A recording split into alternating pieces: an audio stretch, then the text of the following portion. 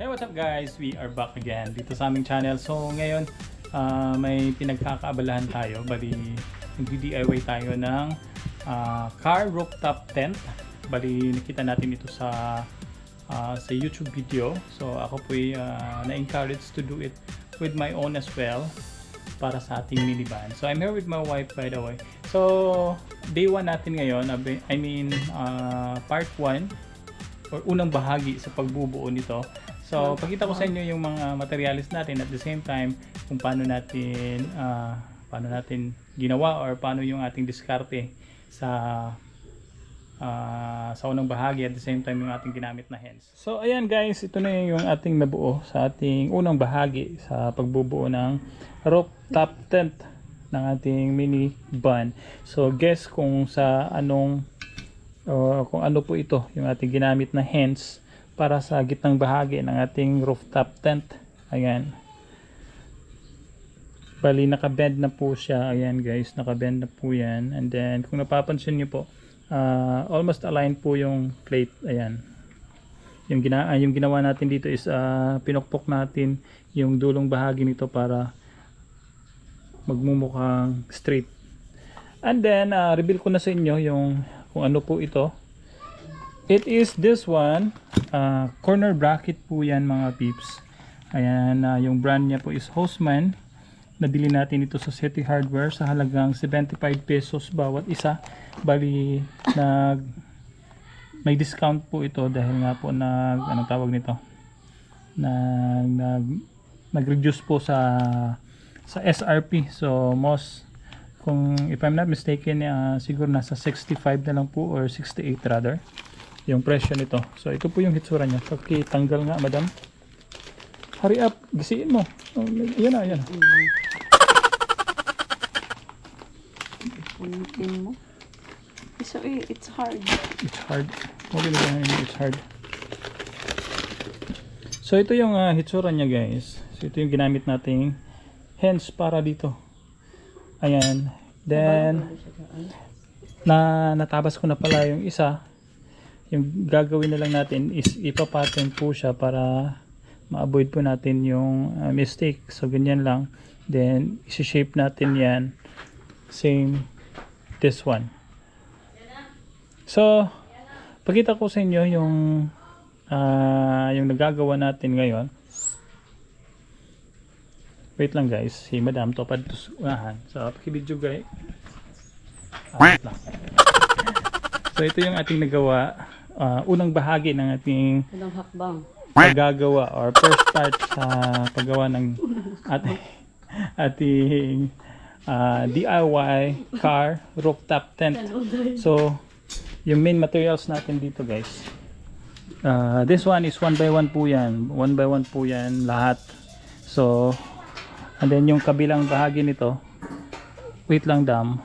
So this part right here yung ginamit natin is 1 by 2, and then sa mga gilid nito is 1 by 1 na po, and then sa center naglagay tayo ng dalawa na 1 by 2, bali 1.5 po yung kapal nito. Ayan, so yung purpose kung bakit 1 by 2 dito is ito po yung nagpo-fold patungo sa labas na part, or paano ba ipaliwanag yan? Dito sa kalang be, tulungan mo ako lang. Sige lang, diligan na na. Bali ito po yung magpo-fold. Ayan. Then wag mo na ilagay dyan. So ito po yung nasa labas na part. Ganyan. So kaya 1 by 2 po yung ating ginamit dito dahil nga po magkakabit tayo dito ng ladder. So yung magiging posisyon ng ating ginawang this one, ito po yung hinge. Hold it madam for a while. So again, bago tayo magpatuloy, disclaimer po, hindi po tayo expert na welder. These are all DIY. Ayan. So I will consider this one as a welding exercise, should I say. So ganito po yun guys. Ito po yung magiging postura niya. Wait lang. And then huwag mo na gumalaw lang. Kalihok pa niyo. So bali this hole right here, bali maglalagay tayo dito ng butas para sa kanyang tornilyo. And then we will put a hole here as well para sa kanyang pipe. Bali tatlo po ito. Ganyan. Then fold mo pa tungo dun lang. Okay. So yan po yung magiging locks niya po. Wait lang guys. And then yung gagamitin nating corner dyan is this one, plastic. Ito po ay fittings sa electrical. So yung butas nito is not enough para dito po. So kumbaga mas malaki po yung ating pipe. So yung gagawin natin is tatabasan natin yan. I-reduce natin yung diameter niya para papasok po dito, and then we will put a screw. So ganyan guys, ganyan po yung magiging itsura niya. But for the meantime, yan po yung naging diskarte natin. And then wanna share it to you as well. Bali may ginawa na akong ganito guys. Dinudugtong ko po yung this one. So kung napapansin niyo po, para po siyang bolt, nut rather. So this one is mga bahagi po ito ng, or ito po ay inclusion sa mga overhead closer sa glass door. Ayan. So since marami po tayo nito, dahil hindi naman po ito ginagamit, kumbaga option lang po ito. So since marami siya, so I decided to use it na lang po. So ganyan. So bali winelding ko po siya dito sa kanyang tubo, and then I make sure na align po yan guys. Ayan. So halika dito madam, sito tayo dito. Kuan, bat? Bat? Doon ka madam, doon. So since nakat na natin yung isa, bali yung gagawin na lang natin dito sa kalawang bahagi is ipa-pattern na lang natin ito para makuha natin yung exact na shape as well, at the same time yung sukat, para hindi po siya tabingi. Hayag. Yes. So gagamitan natin ng mahiwagang lapis guys para magkaroon siya ng marking. Ganyan lang, as well as itong butas. Then i-grind natin. So dun ka madam. Kapasin mo. Tapsikan mo. Isa. Hindi na ka.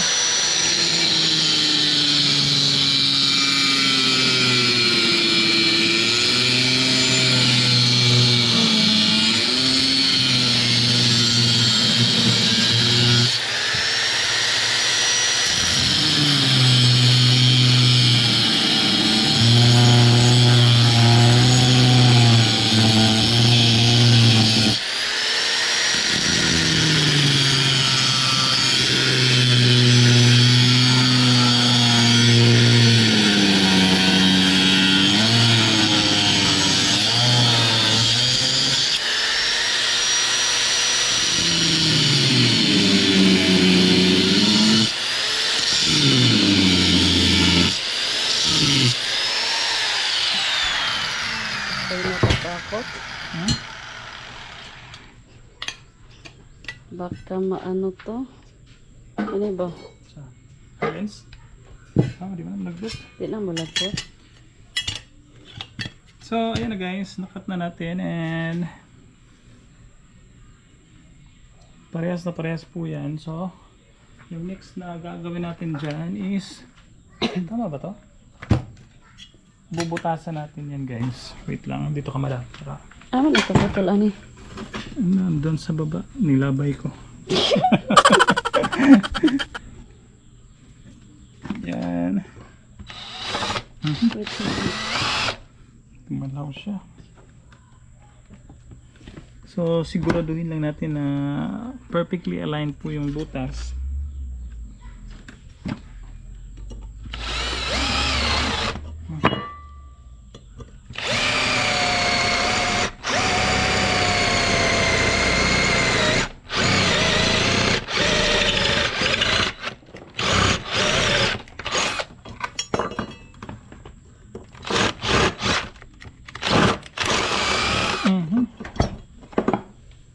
Alright.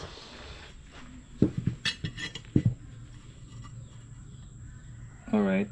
Ala. Ba't sobrang ano to?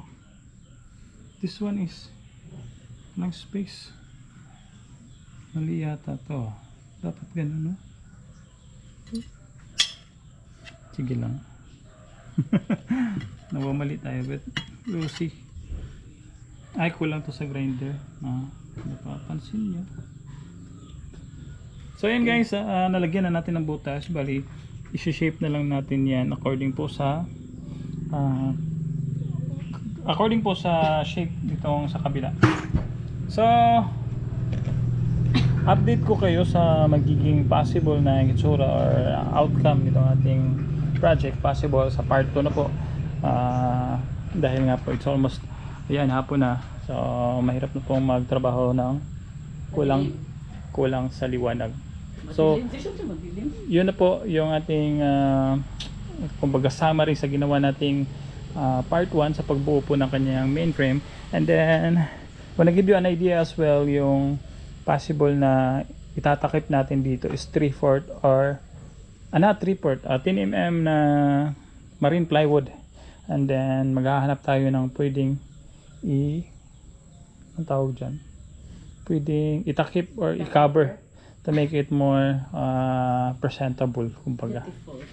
Yan, yun, no? So yan na muna ngayon guys. By the way, yung reason why or yung objective natin bakit gumawa tayo nito, dahil nga po mahal po yung presyo ng mga car rooftop tent. Bali nag-inquire po ako, mga nasa 42 something, not including po yung shipping. So ayan, I think this is a very reasonable, or anong tawag nito. So I think this is the right thing na gawin po. Subukan nating mag DIY para maka-economy or maka-save tayo sa ating gastusin. And then we also have a desire to go somewhere, si madam, mag-camping siya dito sa may bukid, sa bukid, sa mga nai-rebuild. Magpadakop siya, magpalato-lato siya dito. Mindanao lang. Around Mindanao? No, not Mindanao. We're going to around the world. My God. So, abangan nyo po yung karugtong na video nito. So, for now, yan na muna ngayon. And then, make sure to subscribe this channel para ma-update po kayo sa susunod o sa part 2 itong ating gagawing DIY. So, bye-bye for now. Bye-bye.